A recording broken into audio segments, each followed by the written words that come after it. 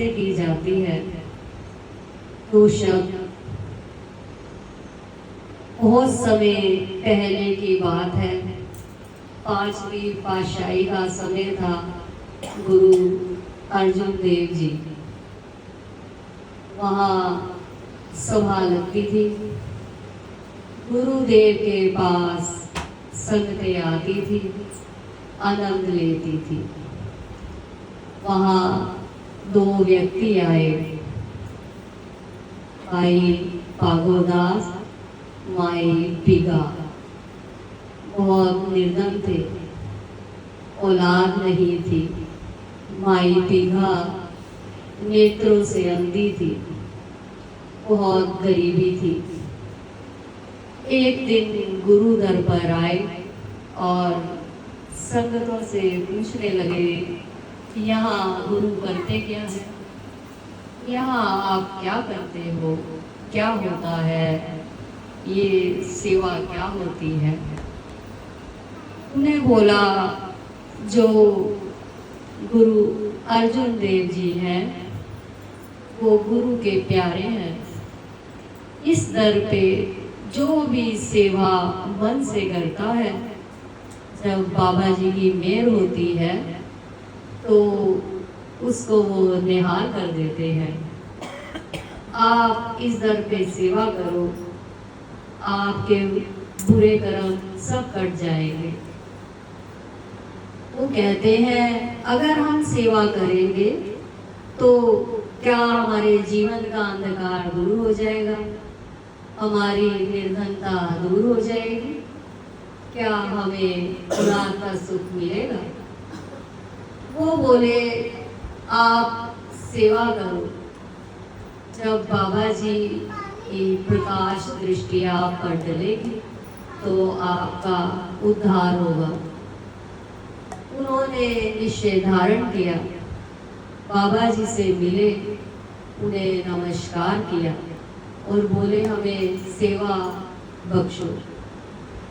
बाबा जी ने उन्हें बोला कि आपका जो सेवा का मन है आप करो। जो माई पीगा थी वो अंधी थी, वो सारा दिन गुरुदर पे बर्तन धोया करती थी और सिर्फ एक चित ध्यान गुरु में, कोई वार्तालाप नहीं, कोई विषयों में ध्यान नहीं, कौन आ रहा है जा रहा है, सिर्फ सेवा का आनंद। सुबह से रात हो जाती थी, जितना बर्तन होता था धोती रहते थे। और जो उसके पति थे भाई भागोदास, उसने उन्हें बोला, आप भी सेवा कीजिए। उनको जल की सेवा मिली। सुबह से रात तक गुरु घर में जितना लंगर पकता था, भागोदास भाग भाग के जल सेवा किया करते थे, पानी लाया करते थे। पानी इतना लाते थे भर भर के कुएं से कि खत्म नहीं होने देते थे। करते करते कुछ समय व्यतीत हुआ। एक दिन दरबार में सभा लगी हुई थी। बाबा जी की दृष्टि दोनों पर पड़ी। बाबा जी उस दिन निकले थे तो बाबा जी उनकी सेवा से बहुत निहाल हुए। कहते हैं, गुरु को सेवा दिखाई नहीं जाती, सेवा गुरु की अपार कृपा से मिलती है। सेवा गाई नहीं जाती, सेवा सिमरन का ही रूप है, ईश्वर का ही रूप है। जिसे ईश्वर चाहते हैं उसे सेवा मिलती है। हम कहें कि हम सेवा कर रहे हैं, नहीं, गुरु उस लायक आपको बनाएगा। और जब गुरु आपको सेवा देंगे, समर्थ देंगे, तभी आप कर पाएंगे। बाबा जी ने कहा, मैं बहुत निहाल हूँ तेरी सेवा से, मांगो क्या मांगते हो, पर मेरी एक शर्त है, आपने जो भी मांगना है एक ही बार में मांगना, दोबारा वचन नहीं। एक बार में जो मांगना चाहते हो वरदान एक बार में दूंगा। भाई पागोदास आप मांगो। भाई पागोदास कहने लगा मन में, आज तो मैं बहुत कुछ मांगूंगा। तो भाई भीगा बोली, नहीं मैं मांगूंगी, आप मत मांगो, आप कुछ भूल गए तो फिर रह जाएगा और एक ही बार में मांगना है, मैं मांगूंगी।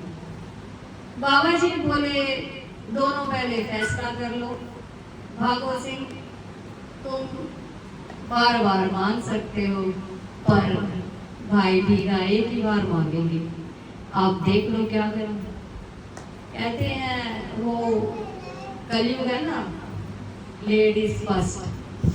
कहीं चढ़ना हो, जा रहे हो, पति कहेगा पत्नी से लेडीज फर्स्ट, पहले आप चढ़ जाओ, पीछे से ध्यान रखते हैं कुछ रह ना जाए, तो किसी को भूल ना जाए। तो बोली मांगूंगी तुम्हें। उसने बाबा जी से गा कर बड़े सुंदर वचनों में एक ही शब्द में सब कुछ मांग लिया। कहने लगी, सोने की मदानी हो, दूध रखती हुई बहू हो, और बाल को हंसते खेलते रिड़ते हुए देखते। बाबा जी खूब हंसे, बोले दोबारा सुना। फिर उसने दूसरी बार फिर से यही सुनाया। बाबा जी और प्रसन्न हुए। कहते हैं भाई भीगा, तेरी पत्नी तो बहुत होशियार है, गुरु से कैसे लेना है, इसे तो सब आता है। इसने कुछ बोला नहीं, पर इसने सब कुछ मांग लिया। ये बोली सोने की मदानी हो, दूध दही रिड़कती बहू हो। अब जब बेटा ही नहीं तो बहू कहां से है। और मैं देखूं और खुश हूं, आंखें भी मांग ली, पोता भी रिड़ता हुआ मांग लिया, पुत्र भी मांग लिया। पुत्र आएगा तभी तो बहू आएगी, बहू आएगी तो माखन रिड़केगी, पोता होगा तो खेलते हुए हंसते हुए इन आंखों से देखूंगी। बाबा जी ने कहा, निहाल निहाल निहाल, आज तुझे सब कुछ दे दिया।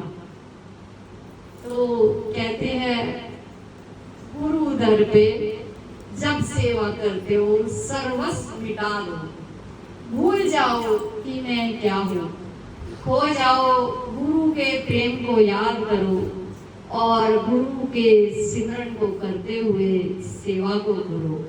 ढूंढो क्या सेवा है और क्या नहीं है, करो, समय को व्यर्थ नहीं करो। गुरु दर पे की हुई सेवा। कहते हैं गुरु जन्म पत्री वाला तो पत्री बनाता है और बताता है गुण अवगुण ये हो जाएगा वो, और गुरु तो उस बुरे कर्म को काट ही देता है। गुरु नसीब बना के दे देता है जो नसीब में ना हो। सेवा के द्वारा गुरु उस कलम को ही चला देता है जो कोई नहीं चला सकता, और पत्री वाला तो बताता है ऐसे हो जाएगा ऐसे हो जाएगा, होता कुछ नहीं है, सब कर्मों का लेखा जोखा है। फिर हम गुरु के चरणों में पुष्प चढ़ा रहे हैं और उसके आगे हम आरती कर रहे हैं। गुरु चरणों में अपने ध्यान को बिल्कुल एडिक्ट करा करो। प्रेम, गुरु सिर्फ प्रेम देते हैं और गुरु के पास प्रेम है। आनंद देने आए हैं हमें, और आनंद ही जीवन में कैसे आता है ये गुरु हमें अपनी सेवा से और माँ की भक्ति से सिखाते हैं। ज्ञान को देने की जगह जीवन में उतारना सीखो। पानी पीने से प्यास बुझती है, खाना खाने से भूख शांत होती है, नींद सोने से ही पूरी होती है। कोई भी आसक्ति को वो जब तक इतनी प्रबल होती है, जब तक आपसे कर नहीं लेंगे वो शांत नहीं होती। तो आपके अंदर गुप्त रूप में भगवान भी छिप कर बैठे आपके अंदर है, तो उससे उजागर करो। वो मार्ग गुरु दे रहे हैं आपको, सिमरन। जितना सिमरन करोगे वो इंद्रिय को जागरूक करो। जब सारी इंद्रियों को जागरूक करने की आपके अंदर ताकत है, तो वो भी ताकत परमात्मा ने आपके अंदर दी है। उसे गुरु सिमरन की दात देके आपको बख्शता है। उस दात को ईश्वर मत होने दो। जब कहते हैं स्कूल में बच्चे का एडमिशन होता है, नाम लिखवाया जाता है, सबसे पहले पूछा जाता है इसके माता पिता कौन है, क्या नाम है, क्या कास्ट है। कभी बच्चे की पहचान स्कूल में बनती है, वरना तो अनेकों बच्चे हैं, किसी को क्या पता ये बच्चा किसका है, इसके माता पिता कौन है। और एक बच्चा घर पर रह के ही पढ़ रहा है, उसे स्कूल भेजा ही नहीं कभी, तो उसकी शिक्षा का कोई लाभ नहीं होगा जीवन में, और वो बच्चा जीवन में कुछ नहीं कर पाएगा। उसी प्रकार गुरु का भी एक स्कूल है ये गुरुद्वारा, जहाँ पे गुरु नाम दीक्षा देते हैं। गुरु शिष्य को खुद ढूंढते हैं, शिष्य गुरु को नहीं ढूंढ सकता, गुरु ही अपने शिष्य को ढूंढते हैं और नाम की दीक्षा देते हैं। आप जब तक सिमरन नहीं करेंगे, आप ईश्वर तक नहीं पहुंचेंगे। हम संसार में सिर्फ विकारों के लिए जीने नहीं आए, हमें मनुष्य जन्म सिमरन के लिए, ईश्वर प्राप्ति के लिए मिला है। संसार में रहते हुए सब कर्मों को करते हुए ईश्वर को याद करिए और हर फर्ज को पूरा करते हुए सिमरन की ओर बढ़िए। सिमरन ही आपको ईश्वर से मिला सकता है। जिस समय इंसान की मृत्यु होती है, तो वहां पर ऊपर 5 चीजें हाजिर होती हैं: धरती, आसमान, सूर्य, चंद्रमा, गुरु। आप कहीं भी चले जाएं, सूर्य का प्रकाश होगा ही, धरती हर जगह मिलेगी, आसमान हर जगह मिलेगा। चित्रगुप्त आपके कंधों पर रहते हैं, भगवान ने 2 छोड़े हुए, यमराज के बॉडीगार्ड है, सूक्ष्म से सूक्ष्म खाता हर समय चलता है और हर हिसाब किताब ऊपर होता है। उस समय गुरु आपको तब बचा सकते हैं नरकों से, जब आप सिमरन करेंगे, नहीं तो नरक पे नरक, नरक पे नरक भोगोगे। 14 द्वार है ऊपर, एक एक द्वार को पार करना है। पार वही होगा जो सिमरन करता है। कहते हैं राम से बड़ा राम का नाम, राम से बड़ा नाम। जब भगवान ने सागर पर सेतु बांधा था, तो भगवान ने एक पत्थर को फेंका तो वो डूब गया। उसके बाद सबने राम नाम लिख के पत्थर फेंका तो वो तर गए। कहते हैं जिसको ईश्वर ही फेंक देंगे तो वो डूबेगा ही। राम से बड़ा राम का नाम। कहते हैं ईश्वर के नाम से भी प्रबलता उनके नाम में है। तो गुरु की प्रबलता भी गुरु के नाम में है। आप जितना दीदी जी को याद करके रोते हैं, उदास होते हैं, तो दीदी जी के पास जाने का एक ही साधन, एक ही मार्ग है, सिमरन। जो गुरु से, दीदी जी से मिलना चाहता है, साक्षात्कार करना चाहता है, उसको ये नाम रूपी रथ ही है जो वहां तक पहुंचा सकता है। और बार बार आपको एक ही शिक्षा दी जाएगी कि आपकी पहचान जब आप ऊपर जाएंगे तो गुरु से ही होगी। गुरु भी सोच समझ के बनाए, आपको हर कष्ट से गुरु बचाएंगे, यहाँ भी मृत्यु लोक में भी और ऊपर भी। जो आया है वो जाएगा, रंग हो, राजा हो, फकीर हो, संत हो, महात्मा हो, जो आया है वो जाएगा। हर इंसान का एक उद्देश्य है धरती पे आने का, और समय अनुसार ईश्वर अपनी लीला करते हैं और समय अनुसार सबको अपने कर्म को यही भोग कर जाना है और नए कर्म को बनाना है। यही हमारा कर्म है जिसे हम करने आए हैं। जन्म का दुख और मृत्यु का दुख बहुत कष्टदायी होता है। याद रखना, जब जन्म होता है तो जुबान नहीं देती, बोलने के लिए ताकत नहीं देते ईश्वर। कोई बच्चा आगे बता सकता है कि उसने कितना दुख भोगा 9 महीने? नहीं, क्योंकि ईश्वर और वो ही जानता है। और जब मृत्यु होती है, आज तक किसी ने बताया कि वो कितनी पीड़ा को भोग रहा है। हम कहते हैं कि ये प्राणी तो बड़े आराम से चलता फिरता चला गया, पर उसकी पीड़ा बहुत दुखदाई होती है। ये दोनों चीजें दुखदाई हैं। अगर आप इनसे बचना चाहते हैं तो सिमरन कीजिए।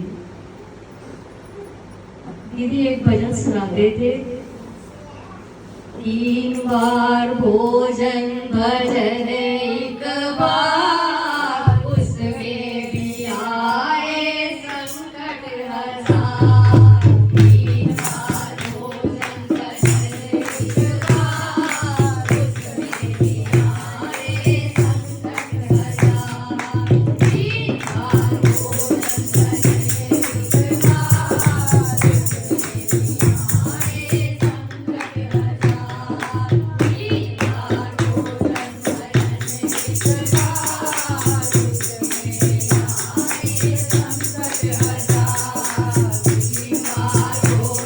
भजन एक बार,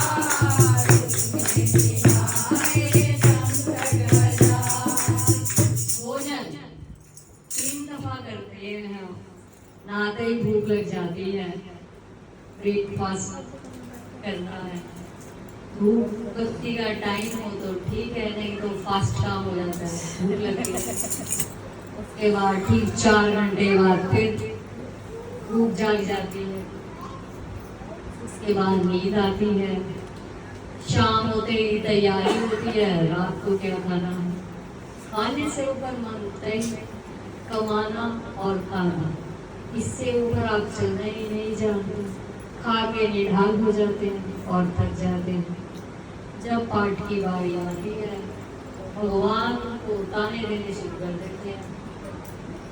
एक तो शरीर नहीं चलता, ऊपर से घर में इतनी परेशानियां हैं, और तुम कहते हो कि भजन कर। खाने के वक्त तो नहीं ताना देते, इतनी परेशानियां हैं, ना मत बनाओ 2 दिन नहीं, वो कैसे छूट सकता है? चलेंगे कैसे? खाना तो पड़ेगा। दुख आए सुख आए, जब तक खाएंगे नहीं चैन नहीं आएगा। सोना वो तो जरूरी, पाठ करने बैठे कहेंगे 5 मिनट हो गया, ध्यान तो लगता है, अरे सोई जाओ, ये हमारे बस ही नहीं है, कहते हैं सब। जब वो चाहेगा तो करा लेगा, वो उस पर छोड़ देते हैं। खाना बना सकते हैं, खा सकते हैं, ला सकते हैं, फंक्शन अटेंड कर सकते हैं, लेकिन सिमरन नहीं, समय नहीं। क्यों? वो भी कसूर भगवान का। घर में ये परेशानी, वो परेशानी, पूरी लिस्ट भगवान को सुना देते हैं। कोई नहीं मिलता ना, ले देके भगवान को बोलते हैं ऐसा, क्योंकि कसूर दुख आया तो मेरे साथ ही के, सुख आया तब तो नहीं कहते। कि तूने मुझे सुख दिया और किसी को नहीं दिया।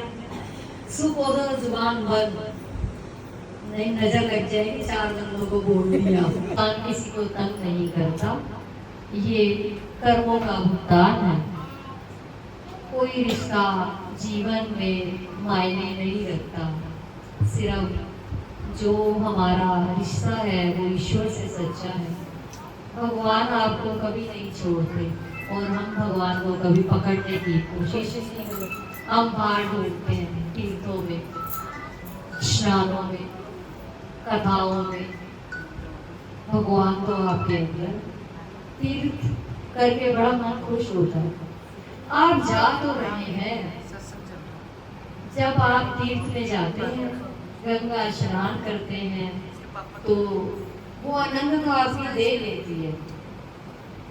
असली आनंद तो ईश्वर के सिमरन में है। जब तक आप सिमरन नहीं करेंगे, ईश्वर किसी भी चीज से प्रसन्न नहीं होता।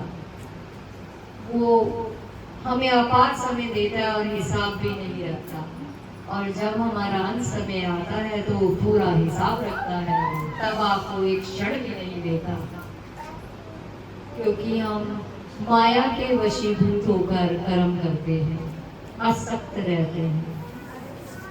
हम ईश्वर की रची माया में ही बंधे रहना पसंद करते हैं, इससे बाहर आना ही नहीं चाहते। कर्म करना चाहते हैं लेकिन रिजल्ट हाथों हाथ चाहते हैं। 40 दिन मंदिर गए, चलिया उठाया, मत्था टेका, 41वें दिन काम नहीं हुआ, चढ़ गए राशन लेके भगवान पे। ना तू है, ना तू देता है और ना तू करता है, यही शिकायत। क्यों? आप नहीं जानते कि आपने जो 40 दिन किया, चलिया काटा, उससे आपके पिछले पाप के पहाड़ भगवान ने जलाए। ईश्वर बोल के करते नहीं, बिन बोले करते हैं, और इंसान बोले बगैर कर नहीं सकता और रह नहीं सकता जब तक जवाब सवाल ना करे। कहते हैं एक होता है विश्वास, एक होता है भरोसा। आप विश्वास तो करते हैं भगवान मेरे हैं और मैं भगवान का हूँ, और भगवान सब जानते हैं, तो फिर आप अपनी डोर उस पे भरोसा रख के छोड़िए। बाबा फरीद हुए थे 12 साल, एक कुएं में जंजीर बांधकर उल्टे लटके रहे और भगवान की भक्ति भजन करते रहे, सारा दिन सिमरन सिमरन, पर भगवान नहीं मिले। भगवान से अथाह प्रेम करते थे, और एक वहां से बहुत गरीब भोला इंसान मछुआरा जा रहा, वो देख के हंसने लगे, कह रहा है भाई तू उल्टा क्यों टंगा है, ऐसा क्या हो गया कि तू मैं जब यहाँ से जाता हूँ तू यही टंगा है, कितना समय हो गया, ऐसी क्या बात है। वो बोला कि अरे जा तो अपना काम, कह रहे नहीं तुम मुझे बताओ तो आज कि तुम उल्टे क्यों टंगे और क्या कर रहे हो सारा दिन। वो बोला मैं भगवान से मिलने के लिए ऐसा कर रहा हूँ कि एक दिन भगवान मुझे दर्शन देंगे। क्या मुझे किसी बात, वो वहां से चला जाता है। वो जाता है खाई में, उल्टा लटक जाता है, रस्सी नहीं बांधता। कहता है वो कह रहा था उल्टे लटकने से भगवान मिलते हैं, वो उल्टा लटक जाता है, पर विश्वास था, उसे भरोसा है कि वो कह रहा था भगवान बचा ले, और उसे सच में भगवान हाथ देके बचा लेते हैं, क्योंकि उसने जो जंजीर बनाई ना वो भरोसे की बनाई कि उल्टा लटकने से भगवान आते हैं और बचाते हैं, और उसे उसी समय साक्षात भगवान के दर्शन हुए, भगवान प्रकट हुए। वापिस से वो दर्शन करके भगवान कहते हैं तुझे क्या चाहिए, मैं बड़ा प्रसन्न हूँ। कहता है मुझे क्या चाहिए, मुझे तो कुछ चाहिए ही नहीं था, वो तो भाई उल्टा लटका था, उसने कहा उल्टे लटके जाओ तो भगवान के दर्शन होते हैं। अब तुम कह रहे हो मैं भगवान, तुम्हारे दर्शन हो गए, मुझे तो कुछ चाहिए नहीं। वो चला जाता है, चला जाता है तो बड़ा खुश होता है। अब वो जो उल्टा लटके होते हैं बाबा परी, उससे पूछते हैं अरे भाई कितने साल से लटके हो? कह रहा 12 साल। कह रहा मैं तो भगवान से मिल गया है, तुमने कहा उल्टा लटक जा। और कहते हैं बाबा फरीद खूब रोने लगते हैं और कुएं से बाहर आ जाते हैं। तो भगवान से शिकायत करते हैं 12 साल से उल्टे लटक के भक्ति कर रहा हूँ, तब भी आपने दर्शन नहीं दिए। और जिसने कभी भक्ति पता ही नहीं, करी ही नहीं, और उसको आपने दर्शन दे दिए। तो प्रभु कहते हैं तू मेरे से प्रेम करता है, विश्वास तो करता है, लेकिन भरोसा नहीं करता। क्यों? क्योंकि तूने जंजीर बांधी हुई है। तुझे मेरे पे भरोसा नहीं, जंजीर पे है कि अगर गिर गया तो वो जंजीर मुझे संभाल देगी, मैं लटक जाऊंगा, कुएं में नहीं जाऊंगा। और जब वो खाई में लटका, उसने रस्सी भी नहीं बांधी, छोड़ दिया कि ईश्वर मुझे बचाएंगे। उसने पूर्ण भरोसा किया, तो मैंने उसका हाथ पकड़ लिया और उसे बाहर कर दिया। कहते हैं जीवन में इतना भरोसा ईश्वर पे करो, तब ईश्वर मिलता है। नहीं तो आप भागते रहोगे, भागते रहोगे। ईश्वर तो पास है, हमने दूर बनाया होगा, और जिसको हम पास बना के चल रहे हैं जीवन में, वो सबसे दूर है। कभी भी संकट की घड़ी, दुख की घड़ी घर में आती है, पहले अपने साथ छोड़ते हैं। बाहर का कोई नहीं बोलता, क्योंकि उसे मालूम ही नहीं आपके घर में क्या है, क्या चल रहा है। सिर्फ अपनों को ही पता होता, और वही आपको उल्टा बोलते हैं, वही आपको दुख देते हैं। और ईश्वर जो आपके बहुत करीब है, आपने उसे ही बहुत दूर किया हुआ है। इसलिए विश्वास के साथ भरोसा कीजिए। आप यहाँ आ रहे हैं, इतना कीमती समय ईश्वर को दे रहे हैं, तो आप 10 पग घर से चल के आए हैं समय देने, 60 पग माँ आपके साथ आपके घर के समय को देने जाएगी। इस बात का विश्वास रखना, अडिगता रखना अपने अंदर। आपके घर के हर कार्य निर्विघ्न माँ करेगी। आप उसे समय दीजिए, वो आपको समय देगी। भगवान किसी का भी ऋण नहीं रखते। एक गिलास पानी भी अगर ईश्वर को देंगे तो वो आपको उसके जगह आधा देगा। इसलिए अपने कर्मों को व्यर्थ ना कीजिए। वार्तालाप से, बातचीत से यहाँ आए हैं, कोई वार्तालाप नहीं कीजिए। खाली है तो सिमरन कीजिए। उस आनंद जो प्रत्यक्ष माँ है, प्रत्यक्ष गुरु है, उनको सिमरन करके उन्हें महसूस कीजिए। आपको दावा है या उनका आभास होगा कि माँ प्रत्यक्ष आई है आपके लिए। वो इतनी दूर से आपके दुखों को भरने ही तो आई है, तो आप उनके साथ समय देने आए हैं और आपको माँ आनंद देने आई है। इस आनंदमय समय को बटोर लीजिए। पल का भरोसा नहीं, हम तो बहुत लंबी सोचते हैं, अगली श्वास भी आएगी या नहीं, कुछ नहीं मालूम। और माँ ने चाहा तो अगले नवरात्रे कल्याणी दरबार में माँ के साथ आनंदमय मनाए जाएंगे। आनंद देने आए हैं हमारे गुरु, वो कहीं नहीं है, वो यही है। गुरु टोला छोड़ते हैं और आत्मा से गुरु कभी नहीं जाते। गुरु की आत्मा तो अजर है, अमर है, ईश्वरमय हो चुके हैं। वो ईश्वर और गुरु एक है। आपको ईश्वर से मिलना है तो गुरु से प्रेम कीजिए।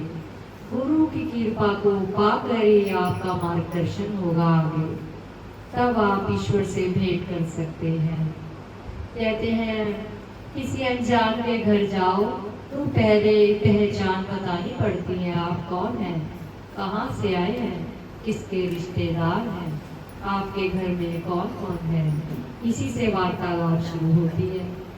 तो इसी प्रकार ये समस्त संसार है, अनेकों जीव प्राणी हैं। तो ईश्वर तक पहुँचने के लिए आपकी पहचान गुरु है। गुरु ही आपकी पहचान ईश्वर तक देंगे कि ये मेरी सरदार है और इनका उद्धार मुझे करना है। कहते हैं अरदास में बहुत ताकत होती है और संतों की पुकार गुरु सुनते हैं। गुरु संतों से आधा प्रेम करते हैं। यहाँ आकर कोई निंदा वार्तालाप नहीं कीजिए। जितना समय खाली है सेवा और सिमरन कीजिए। ये अनमोल समय है, ये आपके उद्धार के लिए आपके गुरु ने समय को दिया है और इस समय का आनंद लीजिए। निद्रा को त्यागिए 8 दिन। माँ 40 दिन के लिए आपके लिए आई है, तो क्या आप सिर्फ 8 दिन की निद्रा का त्याग नहीं दे सकते? इसमें बहुत सुख मिलेगा और बहुत आनंद आएगा। अपने जीवन को सार्थक कीजिए और जीवन को मंगलमय बनाइए। जब भी दुख आए, संकट आए, उस समय गुरु को याद कीजिए। गुरु आपका मार्गदर्शन करेंगे और अपने जीवन में आए संकट से मत घबराइए। जब आप दुख के पड़ाव में आते हैं, सबसे पहले गुरु के ज्ञान को याद कीजिए। उस समय गुरु आपकी परीक्षा लेता है कि जीवन में आपने अपने अंदर सत्संग को क्या उतारा है। उस समय घबराइए नहीं, समय से भागिए नहीं, समय में भाग लीजिए। तख्ती भाग लेने से ही समाप्त होगी, वरना जन्म पे जन्म, जन्म पे जन्म। तख्ती मरना हल नहीं है और ईश्वर जब तक आप तख्ती को पूरा नहीं करेंगे तब तक आप संसार से नहीं जा सकते। इसलिए हर दुख का निवारण मृत्यु नहीं है। आप इस मनुष्य चोले में बहुत अनमोल दान लेके आए हैं। बाहर देखिए जानवरों को, पशुओं को।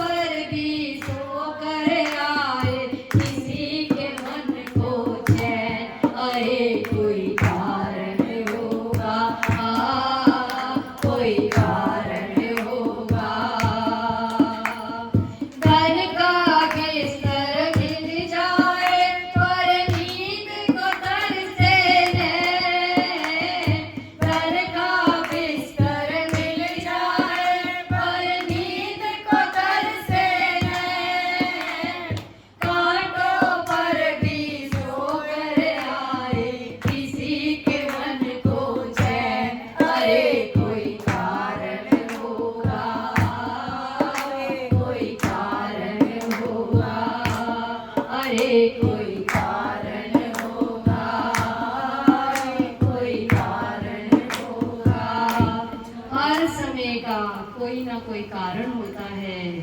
जो ये सब होता है ईश्वर की इच्छा से होता है, आपकी इच्छा से कुछ नहीं होता। आप सब योजना बनाते हैं, ऐसे नहीं ऐसे करें, ऐसे नहीं, क्या कभी हुआ नहीं। उसके अलग ही होता है। जो भी कुछ होता है ईश्वर ही करते हैं। और आप किसी से वैर विरोध को मत पालिए, सब कर्मानुसारी होता है। जब कृष्ण भगवान थे और कौरव पांडवों का युद्ध हुआ कुरुक्षेत्र में, तो भीष्म पितामह ने कृष्ण भगवान से प्रश्न किया, हे प्रभु, मैंने पिछले 10 जन्मों तक कोई पाप नहीं किया, तो मुझे ये बाणों की शैया क्यों, मुझे अथाह पीड़ा क्यों मिली? मैंने तो कोई पाप किया ही नहीं, तो मुझे ये दुख क्यों मिला? प्रभु ने बोला, आपके जो पिछले 100 जन्मों से पहले आप रथ यात्रा पे जा रहे थे, रास्ते में सांप आया, आपने सांप को अपनी तरफ से तो बचाया, रथ रोका और सांप को उठा के फेंक दिया सड़क की साइड में कि ये रथ के नीचे ना आ जाए, निर्दोष हत्या ना हो जाए। आपने अपनी तरफ से तो सावधानी करी, लेकिन आपको नहीं पता आपने अनजाने में कितना बड़ा पाप किया। जब आपने उस सांप को फेंका तो आपका रथ आगे चला गया। आपने जो सांप को फेंका था वहाँ कांटों से भरा झाड़ था और वो सांप उसमें जा फंस गया और अथाह कांटे उस सांप ने खाए थे। बहुत निकलने की कोशिश करी पर वो नहीं निकल पाया। करते भूख प्यास से व्याकुल और बाणों की शैया जो भीष्म पितामह ने सही थी, वही तकलीफ उन कांटों की उस सांप ने सही। वो कम से कम 9-10 दिन उस सांप ने उस पीड़ा को सहा और रोया और पुकार करी, हे दीनानाथ, मैंने तो इस जीव का कुछ बिगाड़ा नहीं, तो मुझे इसने इतना कष्ट क्यों दिया? हे प्रभु, इसे भी ऐसी पीड़ा देना। तो भीष्म पितामह को भगवान ने बताया, उस कर्म का भुगतान तुम आज दे रहे हो कि तुम्हें बाणों की शैया मिली है और वही अथाह को तुम भोग रहे हो। जब आपका ये कर्ज पूरा होगा तभी आपकी मुक्ति होगी। उसके बाद भीष्म पितामह की मुक्ति होगी। तो इसी प्रकार हर कर्म के पीछे कोई ना कोई कारण होता है। हमें किसी को भी कोई कसूरवार नहीं बनाना चाहिए जीवन में। सबने अपने कर्मों का भुगतान देने आए हैं और नए कर्म बनाने आए हैं।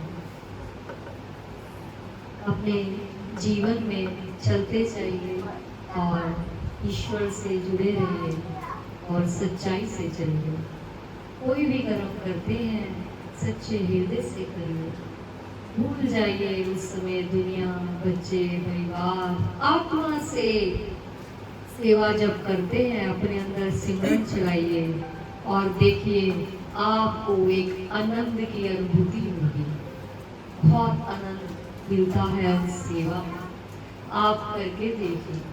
जिस समय आपको लगे अपना टेस्ट खुद लीजिए। आप सेवा कर रहे हैं, आपको भूख, प्यास, निद्रा प्रबल आपके ऊपर हावी नहीं हो पा रही, उस समय समझिए ईश्वर की अपार कृपा है।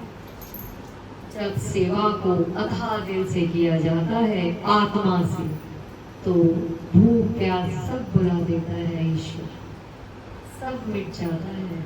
अपने आप को मिटा के सेवा कीजिए, आनंद लीजिए और जीवन को आनंदमय बनाइए।